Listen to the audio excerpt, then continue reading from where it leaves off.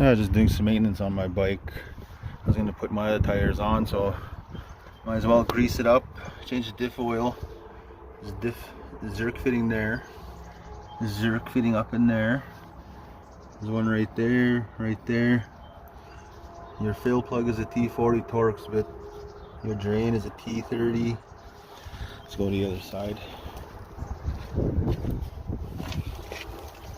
Zerk fitting there, there. You got another one up in there behind that plastic. You got another one right there. Check your brakes, your bearings, your ball joints while you're at it. I'm gonna change the motor oil. I'm gonna grease and change the back as well.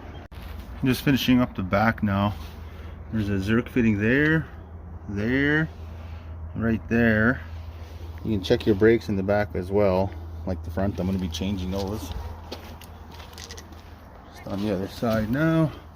There's one more there, right there. One more right up there. There's one on each end of your drive shaft. Your fill is a T40. Your drain is a T30. I thought there was going to be one up in there, but I can't seem to find one for it.